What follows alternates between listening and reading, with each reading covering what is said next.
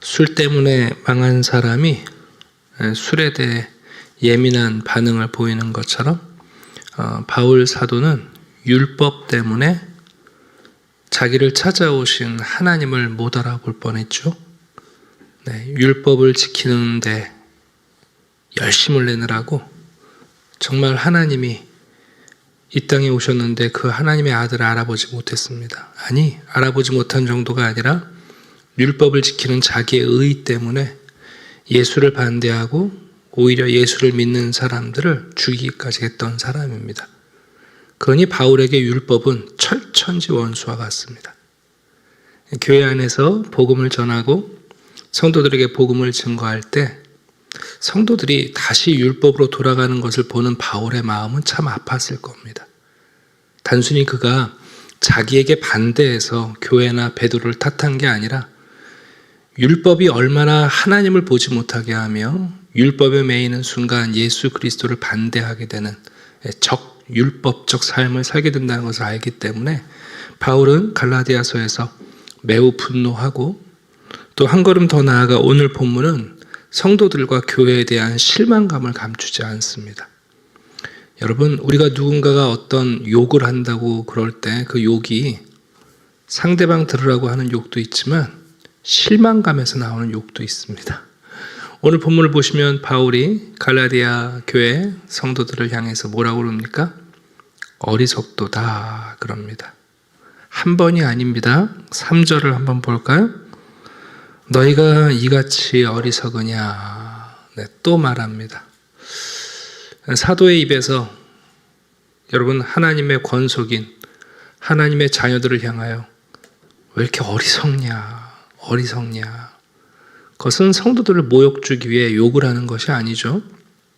진리를 떠나게 된 성도들을 향한 실망감입니다. 여러분, 사람을 무너뜨리는 거 그 실망감에 있습니다.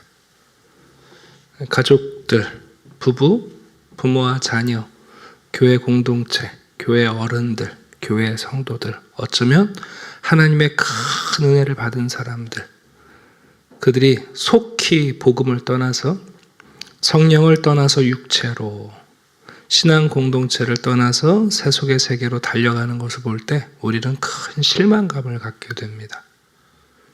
성경을 읽으면서 성경이 단순히 여러분 글자에 지나지 않고 여기에 하나님의 정념이 담겨 있지 않습니까?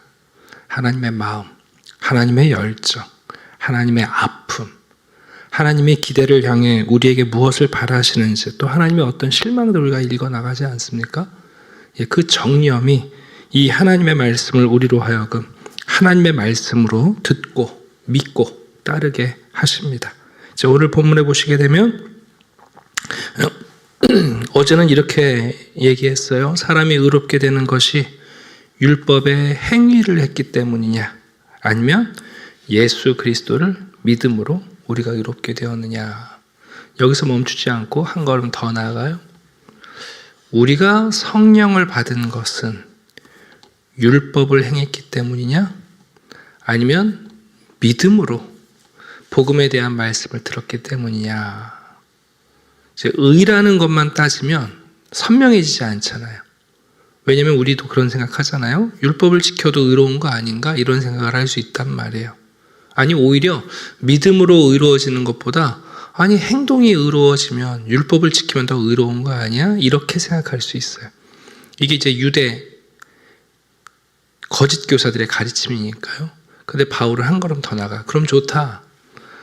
하나님께서 예수님께서 우리에게 성령을 보내주셨던 것은 오순절의 초대교인들이 다 율법을 지켰기 때문에 성령을 받았던 거냐?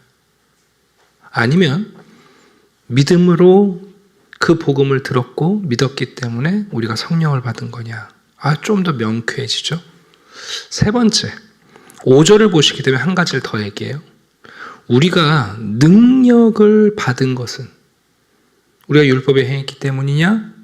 아니면 우리가 믿었기 때문이냐 하고 얘기하는 거예요. 여기 능력이라는 말은 결혼식을 할 때 언약을 하지 않습니까? 그 결혼식의 내용이 뭐냐 하면 남편이 아내에게 필요한 모든 것을 준다는 언약이 그 안에 담겨 있어요. 그죠? 그러니까 예전에 이제 약혼을 하게 되면 예비 신랑이 신부에게 필요한 것을 다 공급하고, 결혼하면 내가 당신에게 필요한 것을 공급하겠습니다 하는 게 담겨 있는 거 아니에요? 결혼하면 여러분, 아내가 많은 일을 하기 때문에 남편에게 월급을 받는 게 아니잖아요. 뭐 우리 시대처럼 전업주부가 월급에 얼마 해당된다, 그거 가지고 무슨 권리를 얘기하는 게 아니라,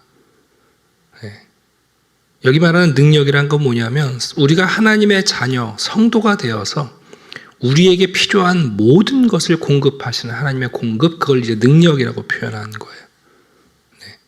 우리가 하나님의 자녀로 살아가는데 모든 필요한 것들이 있잖아요. 의식주부터 필요해서 우리의 모든 것을 하나님이 주시는 것, 그걸 받는 것이 능력이라는 겁니다. 그런데 그 능력을 우리가 어떻게 받았느냐? 우리가 행했기 때문이냐? 아내가 집안에서 할 일을 다 하면 남편이 월급 봉투를 갖다 주느냐? 아니면 아내가 집안에서 소파에서 맨날 누워서 핸드폰만 봐도 남편이 월급 봉투 갖다 주느냐? 그게 행함으로냐? 아니면 믿었기 때문이냐? 지금 그 얘기를 하시는 거예요. 그래서 세 가지 논증이 있어요.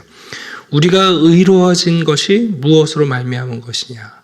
우리가 성령을 받은 것이 무엇으로 말미암은 것이냐? 우리가 지금도 하나님의 자녀로 살아가는 모든 능력을 공급받는 것이 무엇으로 말미암은 거냐? 이게 만약 율법으로부터 말미암은 거라면, 우리가 어떻게 의로워지며 어떻게 성령을 받으며 어떻게 하나님의 은혜를 누리고 살겠어요? 아니라는 거예요. 그 얘기를 지금 하고 있는 겁니다. 자, 1절 보겠습니다.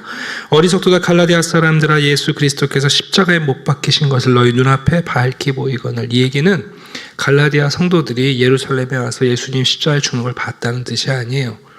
바울이 복음을 전할 때에 예수께서 죽으셨다는 사실, 우리를 위해 죽으셨다는 이 사실을 매우 생생하게 전했어요. 그래서 아주 선명하게 전했단 말이에요. 바울이 전했던 복음은 예수 그리스도의 고난과 십자가의 죽음의 복음 아닙니까? 그러니까 바울이 십자가 없는 복음을 전한 적이 없어요. 복음은 고난과 그리스도의 희생과 죽음이라는 이 십자가가 전제되어 있는 복음이에요. 그 얘기가 지금 뭐냐면 눈앞에 밝히 보인다, 그런 거예요. 내가 얼마나 선명하게, 생생하게, 분명하게 얘기했느냐. 예수 그리스도의 죽으심이 우리의 대속이고, 예수 그리스도의 죽으심이 우리의 보증이고, 예수 그리스도의 죽으심이 하나님이 우리에 대한 사랑의 확증이라고 내가 분명히 얘기하지 않았냐. 이게 얼마나 선명하냐. 마치 쉽게 말하면 바울은 복음을 전할 때에 십자가를 생략한 적이 한 번도 없는 거예요. 지긋지긋할 정도로. 그러니까 갈라디아 사람들은 바울이 전한 복음을 생각하면 예수 그리스도의 십자가의 죽음이 생생한 거죠. 눈앞에 떠오르는 것처럼 선명한 거란 말이에요. 그런데 그렇게 선명하게 전한 십자가의 복음에서 여러분, 유혹을 받아서, 꼬임에 받아서 누가 너희를 꾀더냐. 그 십자가는 어디론가 사라지고 이제 내가 지는 십자가가 중요해진 거예요. 네. 여러분, 이 얘기를 잘 들으셔야 돼요. 예수 그리스도께서 우리를 위하여 지신 십자가가 흐려지면 이제 내가 지고 있는 십자가가 중요한 거예요. 내가 오늘 이거 했는데, 난 남들보다 이걸 더 했는데, 내가 먼저 왔는데.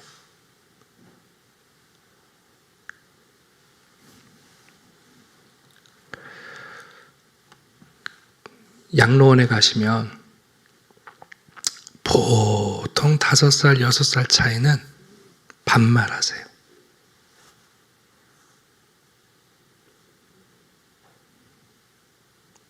우리 대학교 가서 청년들 만나면 빠른 70이냐 느린 70이냐 누가 형이냐 동생이나 따져요. 적게 산 것들이 따져요. 오래 사신 분들은 5년, 6년, 에이, 야, 자, 제, 저. 적게 일한 사람들이, 카운트를 할 만큼 일한 사람들이 내가 뭘 했는지를 따지는 거예요. 여러분, 하나님이 우리에게 행하신 십자가가 흐려지는 순간 내가 지고 있는 십자가가 크다고 주장하는 거예요. 율법이 그거 아니에요, 여러분.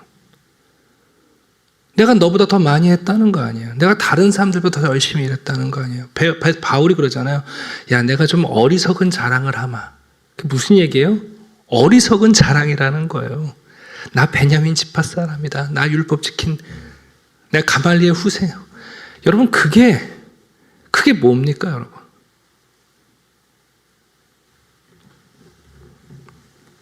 이 절에서 말씀합니다. 율법의 행위로냐 혹은 듣고 믿음으로냐.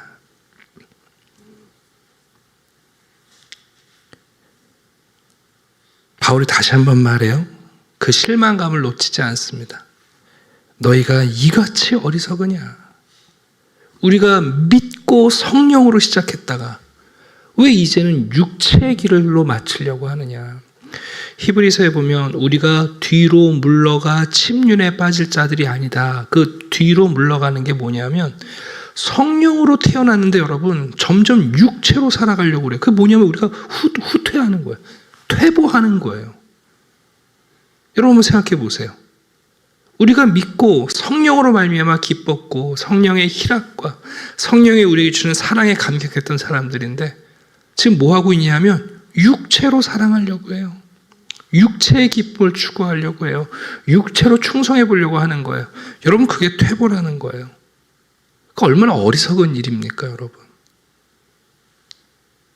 아니, 어떤 사람이 자기 양력을 쓰는데 대학 나온 사람이 초등학교 나온 거 자랑합니까, 여러분?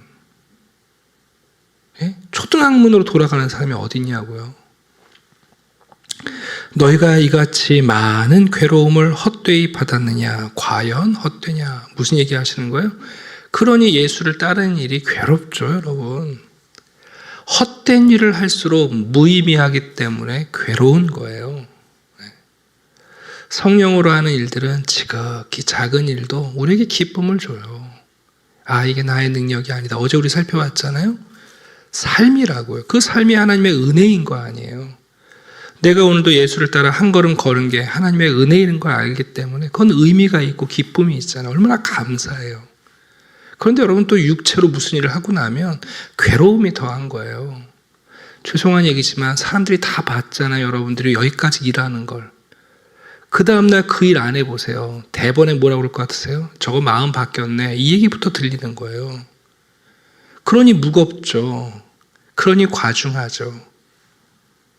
자, 5절 한 걸음 더 나아가죠. 너희 가운데서 능력 행하시는 이의 일이 율법의 행위로냐 듣고 믿음으로. 여기 듣고 믿음이라는 것은 들음으로 믿음이 생긴다는 게 아니라 원어의 의미는 믿음으로 듣는 것을 말하는 거예요. 믿음으로 듣는 것. 그러니까 듣고 믿음이 생기는 게 아니라 믿음으로 들음이에요. 자, 바울은 여기서 멈추지 않습니다. 이제 성경의 근거를 댑니다. 네. 우리가 어떻게 의로워졌느냐, 어떻게 성령을 받았느냐, 어떻게 하나님의 능력을 맛보고 살고 있느냐. 근데 우리만 그런 게 아니다. 바로 믿음의 조상인 첫사람 아브라함이 어떻게 의로워졌느냐, 어떻게 그가 성령의 이끌리심을 받았느냐, 어떻게 의로운 믿음의 조상이 되는 능력을 공급받았느냐. 아브라함의 예를 듭니다. 여러분 아브라함이 뭐라고 그랬습니까? 8절 6절 아브라함이 하나님을 믿음에 그것을 그에게 의로 정하셨다함과 같으니라. 여러분 창세기 이제 16장을 가시게 되면 하나님이 아브라함을 의롭다고 하셨을 때 아브라함의 행위 가운데 의로운 게 아무것도 없는 거 아시죠? 네. 기근이 생기면 애굽으로 내려가는 거고 약속의 언약의 배우자로 주신 사라를 애굽 왕에게 파는 거고 뭐 아브라함에게 여러분 의로운 구석이 없어요. 무슨 구석이 있습니까? 그런데 하늘의 별을 보여주시면서 바닷가의 모래처럼 내가 너에게 많은 후손을 주겠다. 내가 너의 보증, 내가 너의 방패다. 그 얘기를 하신단 말이에요. 그럴 때 아브라함이 그 하나님을 믿어요. 놀라운 사실이죠. 하나님께서 그 믿음을 의롭다고 여기신 거예요. 그러시면서 무슨 약속을 하셨는가? 8절 보시게 되면 이방을 믿음으로 말미암아 의로 정하실 것을 성경이 미리 알고 먼저 말씀하신 거다. 그래서 하나님이 아브라함에게 어떤 약속을 하셨어요? 모든 이방인, 원어에는 족속, 구약성경은 족속으로 나와 있는데 이제 바울은 이 족속이란 개념이 사실은 유대인들이 유대인을 구분하는 순간 모든 족속은 이방인이 되지 않습니까? 그래서 얘기한 거예요. 모든 족속, 모든 이방인이 너로 복을 받으리라. 너로 말미암아 복을 받으리라. 그게 아브라함의 행위처럼 해야 복을 받는다는 뜻이겠느냐? 아니면 아브라함처럼 하나님을 믿어야 된다는 뜻이겠느냐? 9절, 그러므로 믿음으로 말미암은 자는 믿음이 있는 아브라함과 함께 복을 받느니라. 우리가 행위로 의로워지지 않고 우리가 율법을 잘 행했다고 성령 충만해지는 것도 아니고 우리가 율법을 잘 행했기 때문에 하나님이 모든 것을 공급해 주시는 게 아니다. 우리가 의로워진 것, 우리가 성령을 받은 것, 우리가 하나님의 자녀로 살아가는 능력을 맛보고 있는 것 전부 다 우리가 믿음으로 하나님의 말씀을 듣고 그 복음에 믿음으로 반응했을 때 우리에게 주어진 것 아니냐. 대체 왜 이거를 떠나서 영적인 일을 떠나서 왜 육적인 일로 추락하려고 하느냐 하고 우리에게 답답한 마음과 실망감을 토로하고 있습니다. 여러분, 교회가 영적 공동체입니다. 우리도 이 자리에 나와 있는 것, 우리가 세상에서 꽤 훌륭한 사람들이기 때문에 여기 있는 거 아니죠. 네. 성령께서 우리를 추동하시고 성령을 선물로 받은 것도 사실 우리가 성령 받을 만한 짓을 해서 그런 게 아니지 않습니까? 오늘도 우리가 예수의 이름으로 하나님께 무엇을 구하면 근심 염려 없는 하늘의 것을 우리에게 공급하시는 그 하나님의 능력을 맛보는 것도 내가 누구보다 더 잘했기 때문이 아니죠. 여러분, 성도는 그걸 알기 때문에 영적인 삶을 감사함으로 받고 날마다 은혜 안에서 살아가는 겁니다. 그런데 이제 꼬임을 받는 거예요. 야, 그래도 내가 먼저 왔는데, 내가 더 뭘 했는데, 내가 뭘 더 아는데, 내가 더 수고했는데, 그 순간부터 여러분 영적인 일이 육적인 일로 전락하기 시작하는 거예요. 그럼 그때부터 뭐 하는가? 누가 도토리 많이 주었나? 이거 게임 시작하는 거라고요. 그래서 교회가 여러분 영적인 일로 시작했다가 들어왔을 때는 성령을 받고 믿음으로 예수를 믿었다가 그 다음부터는 온통 육체적 분투기가 시작돼요. 그건 어리석은 일 아닙니까, 여러분? 어리석은 일이잖아요. 그 어리석은 일이 안 보입니까? 왜 안 보이게 됐을까요? 예, 그리스도의 십자가가 흐리멍텅해졌어요. 하나님이 우리를 위해서 하신 일은 사라져버리고 고작 내가 누구를 위해서 한 일이 뭘 그렇게 중요합니까?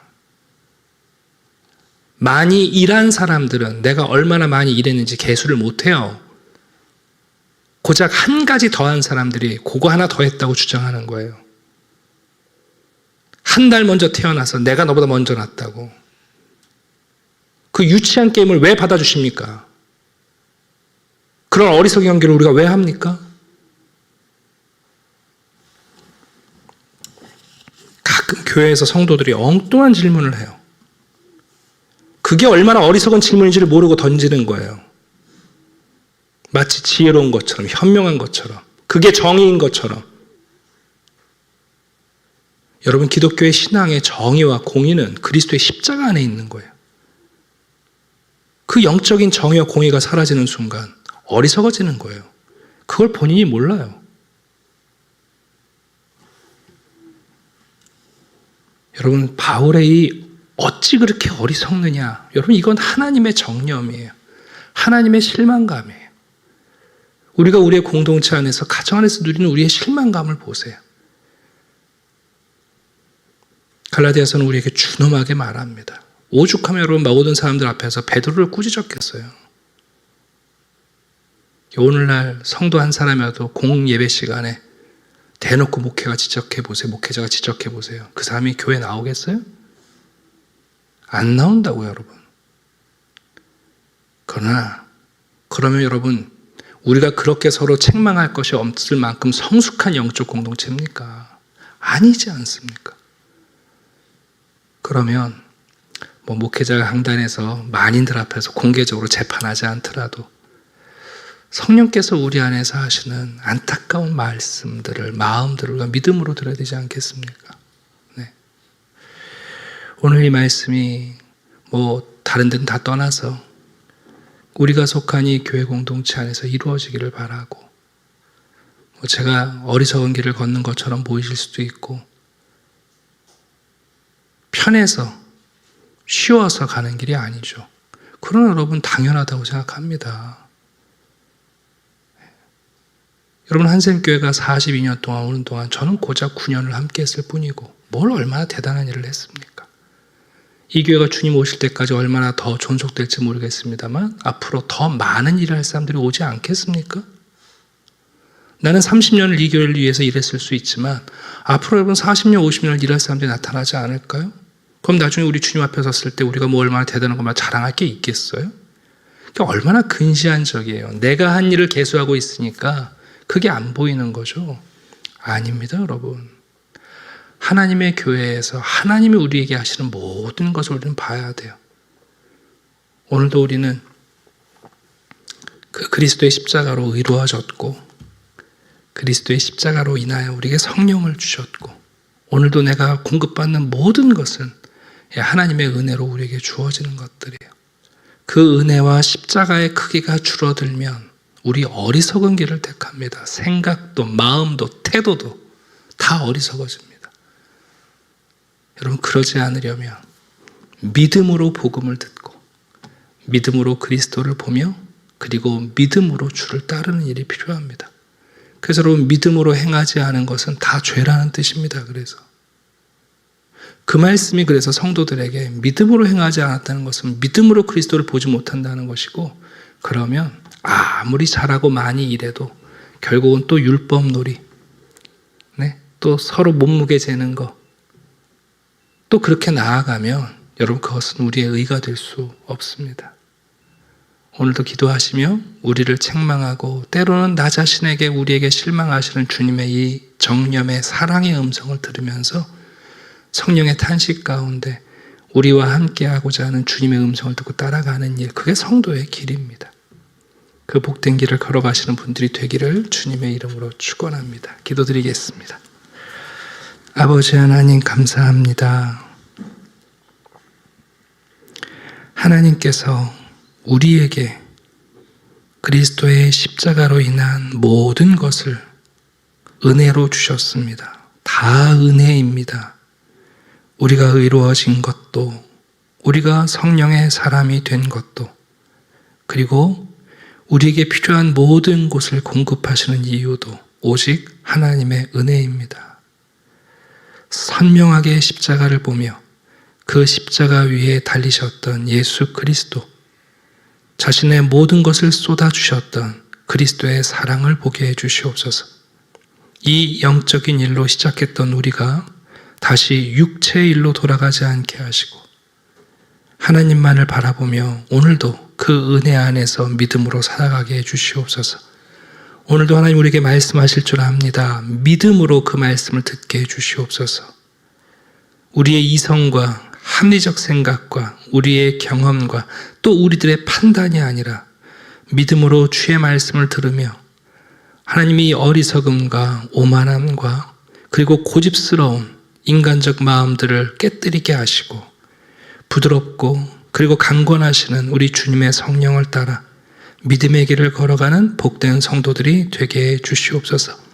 믿음으로 아브라함의 후손이 되었사오니 아브라함에게 이루신 하나님의 모든 언약을 믿음으로 받게 하시고 아브라함을 믿음의 사람으로 우뚝 서게 하신 그 날까지 우리도 신앙의 길을 인내하며 걷게 해 주시옵소서. 감사드리며 예수 그리스도의 이름으로 기도드립니다. 아멘.